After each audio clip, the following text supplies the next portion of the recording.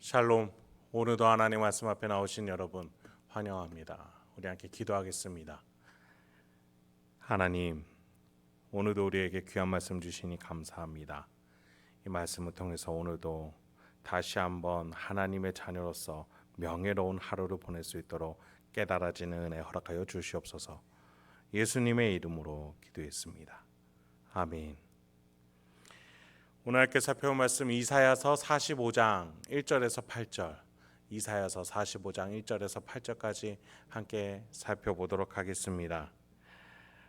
우리가 확인하며 신앙을 지켜내야 할 하나님의 모습 중 대표적인 것이 미리 일하시는 하나님입니다. 약속하시는 이유가 여기에 있어요. 아무리 크고 위대한 일이라도 그것이 누구로부터 시작한 일인지 알아내는 건 쉽지가 않죠.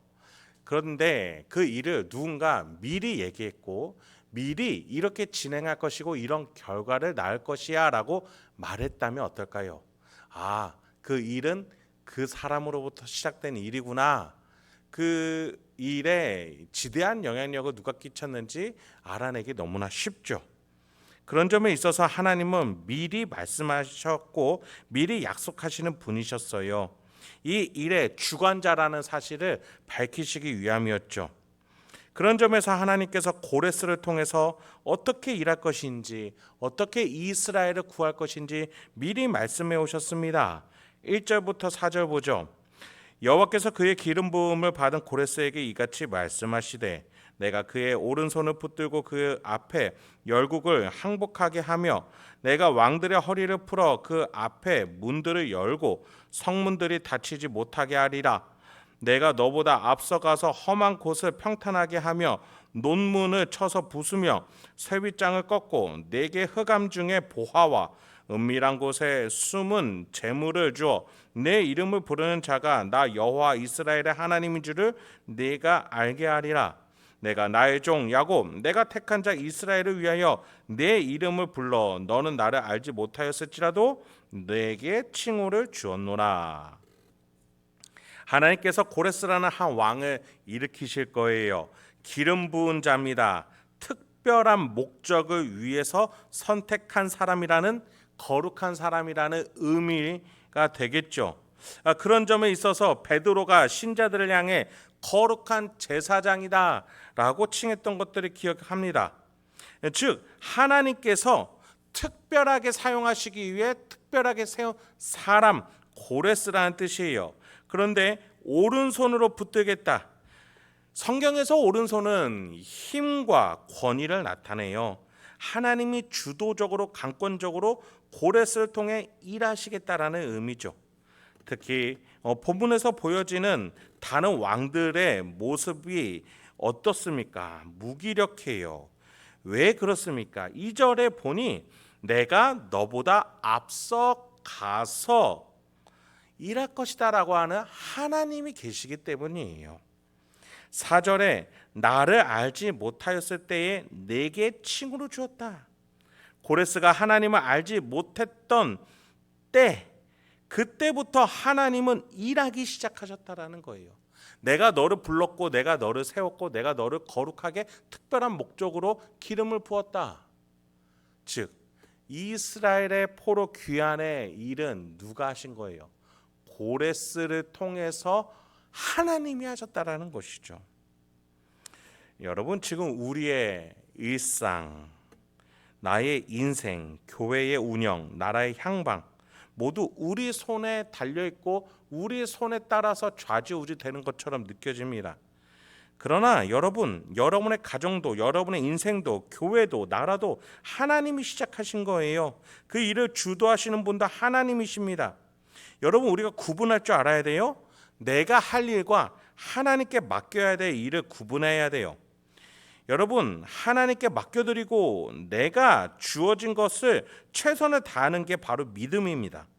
하나님이 일을 시작하셨음을 믿으면서 오늘 나에게 맡겨진 일에 최선을 다하는 것, 그것이 바로 믿음이죠.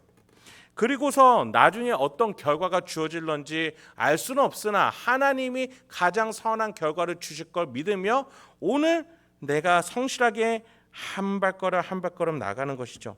그것이 하나님과 동행하는 거예요. 나 여호와 이스라엘의 하나님인 줄 내가 알게 하리라. 그렇습니다. 이러한 믿음의 삶을 통해서 우리는 하나님의 하나님 되심을 알고 깨달아가는 것이죠. 5절을 보시죠. 나는 여호와라, 나 외에 다른 이가 없나니 나밖에 신이 없느니라. 너는 나를 알지 못하였을지라도 나는 내 띠를 동일 것이요.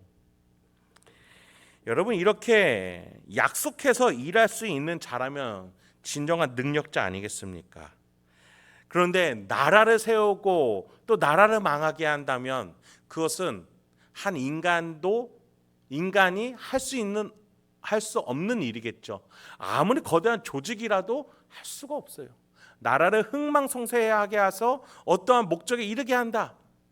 신이 하나님만이 하실 수 있는 일이에요. 여러분, 우리가 확인해야 됩니다. 하나님이 과연 미리 일하고 계셨는가? 여러분, 그 나라의 흥망성쇠처럼 나의 가정 일도 나의 마음의 문제도 사람이 어찌할 수 없는 일이에요. 여러분, 사람 마음을 누가 어떻게 바꿀 수 있어요? 아무나 할 수 있는 일이 아닙니다. 우리의 죄의 문제는요, 우리의 영혼의 문제는요, 인간의 죽음과 허망과 고달픔의 문제는요, 인간이 채워줄 수가 없습니다. 내 가정의 문제, 배우자의 문제, 자식의 문제 보세요. 사람이 사람을 변화시키는 것이 가장 어려운 일 아닙니까? 하나님이 미리 일하셨음을 여러분 꼭 믿으셔야 돼요. 그래야 진짜 하나님이 일하실 때 그것을 확인할 수 있습니다. 여러분이 시야를 열고 있어야 돼요. 여러분이 만약 직장에서 200만 원 직장에서 200만 원을 벌기 위해 일했고 그래서 200만 원을 벌었다라고 직장을 해석을 하면 딱 그 수준에서밖에 해석할 수가 없어요. 그런데 하나님 시야로 질문을 바꾸면 해석이 달라집니다. 하나님이 왜 나에게 이런 일터로 보내셨을까? 왜 이 직장 동료들을 만나게 하셨을까? 하나님이 이 일을 시키시는 이유가 뭘까? 하나님이 이 직장에서 내가 뭘 보기 원하실까? 이 질문들로 묻고 기도하며 하나님의 시야로 이 직장을 바라봤을 때 이 직장에서의 나의 대답은 200만 원을 뛰어넘게 된다는 것이죠. 그래요. 바벨론 포로도요. 무작정 불평불만할 것이 아니라 하나님이 왜 이런 일을 시작하시는지 지금 이사야 선지자를 통해서 계속해서 설명하고 계시는 거예요. 6절부터 8절 계속해서 보겠습니다. 해 뜨는 곳에서든지 지는 곳에서든지 나밖에 다른 이가 없는 줄을 알게 하리라. 나는 여호와라, 다른 이가 없느니라. 나는 빛도 짓고 어둠도 창조하며 나는 평안도 짓고 환난도 창조하나니 나는 여호와라, 이 모든 일들을 행하는 자니라 하였노라. 하늘이여 위로부터 공의를 뿌리며 구름이여 의를 부를지어다. 땅이여 열려서 구원을 싹트게 하고 공의도 함께 움돋게 할지어다. 나 여호와가 이 일을 창조하였느니라. 말씀 마치겠습니다. 여러분 어떠세요? 우리 하나님의 일하심이 놀랍죠. 우리 하나님 미리 일하시는 하나님이에요. 약속하시는 하나님이에요. 그분께 오늘을 맡기고 살아가는 것이 우리의 믿음이요 신앙입니다. 여러분, 돈을 보고 돈이 약속한 거 이루어질 거라고 믿으면 돈이 신이 되는 거예요.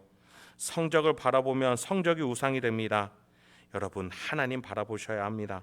하나님이 하시는 일들을 보기 시작하셔야 합니다. 공의와 의로움과 구원과 영원을 위해서 어떻게 일하고 계시는지 여러분 오늘 하루도 그것을 목격하시고 동행하시고 동역하시면서 그 어떤 가치보다도 가장 뛰어난 가치가 있는 이 사역에 동참하실 수 있는 저 여러분들에게 소망합니다. 여러분의 가정과 직장 일상에서 돈도 필요하겠지요. 성적도 필요하죠. 명예도 필요합니다. 그런데 그것들이 수단이죠. 그 중심에 하나님이 주도하고 계심을 믿으시면서 하나님이 여러분의 가정, 직장, 일상을 교회를 끌어가심을 믿으시면서 오늘도 그 하나님과 동역하며 영혼을 바라볼 줄 아는 영원한 거룩함과 구원을 바라볼 줄 아는 저와 여러분들에게 소망합니다. 함께 기도하겠습니다. 하나님, 오늘도 우리에게 귀한 말씀 주시니 감사합니다. 이 말씀을 통해서 오늘도 내가 어떠한 태도로 어떠한 언행으로 살아갈지 결단할 수 있도록 주여 우리의 마음 가운데에 지혜와 용기 주시옵소서. 우리 성도님 한 분 한 분의 그 심령 가운데 하나님께서 지혜와 기쁨 주셔서 말씀대로 살기로 결단할 수 있도록 주여 인도하여 주시옵소서. 예수님의 이름으로 기도했습니다.